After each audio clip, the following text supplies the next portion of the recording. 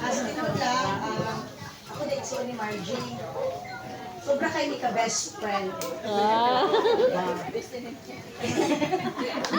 Di tinood bitaw, di ko makipagplastikan na kapag-istorya. Si ate, gikan sa pagkawala sa buto. Ang tinood lang yun, wala mi banding ni ate nga nindot. Dito ko lang. Pero sa tinood lang, wag yun mi banding nga nindot sa una. Kay away batik man mi. Daot makiko sa una, kani ko kultahon.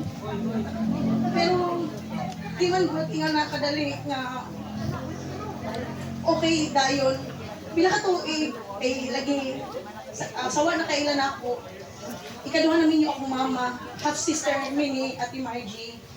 Siya ang pinakakontra na ako kay sila raman ang original na magsuon. Yang pero ni magpatungag sa mga kanang labi na mag-away ni, magbugnog ni, bagay ni, magpatay ni. Sa atin Michelle o si mama ang magpatungag, butan di ako sa una. Tradition ba ito? So, sa tinood wala dyan ni banding nga lingkod. Pero, abot ang panahon na, kapoy na gani ko, dili na ko ganahan sa mo. Kasi istorya ako pasasamo kayo sa una sobra. So, karon abot ang panahon nga, ampo ko sa Ginoo kay abot ang panahon nga magkasakit na siya. So, di mag-uot ang mga away nga ano. Basta karon nga panahon na nga itagaan ko panahon nga magpuyon ni ate. Need manggod karon panahon na habang buhi pa ka magpasaylo ay. Karon nga ang di lang nakumawag kang ni ate nga nagkabanding ni sa pila ka buwan. Marag sa katuig naman siguro nga okay ni naigad may alitan pero di magud na mawag tang sa magsuon. Bisan half sister ako nila. Naamang gud ko'y batasan nga di makalimot.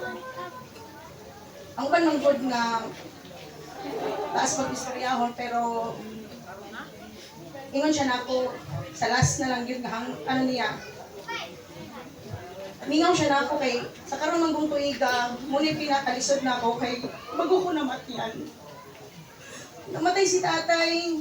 Best friend ko to na ako, ibutan na to. So, kasi katawa diba? Pagkasunod, akong papa, paibaw di ko na, di ko papay, kaduha. Awin sa papa. Diyan lang sila kasalo.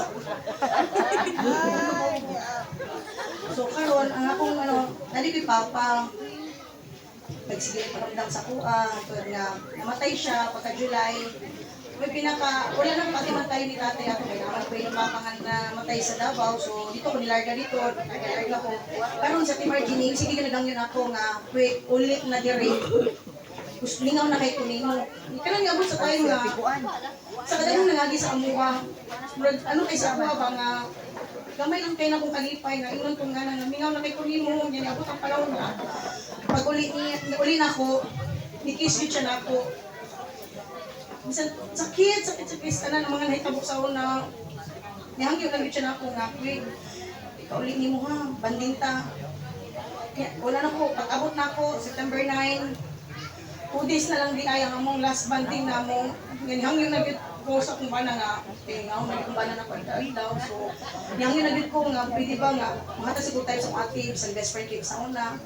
Kaya karon nga, time, di ko makalimot nga, yung giingon ako nga, wait, sorry sa tanan. Sa pinakatuig, agingan ko niya, talagang bunuog, tanong mga istoryang sakit.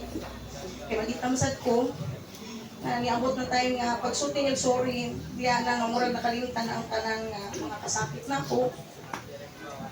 So karon nga, okay na may, pero ikusan nga nawagtang nasad siya. Kanang naabot ang panahon nga mawagtag siya nga wala may kasakit. Pinasaylo kay ipakiyatag na ko ang panahon na naging okay din. Thank you. Oh, salamat din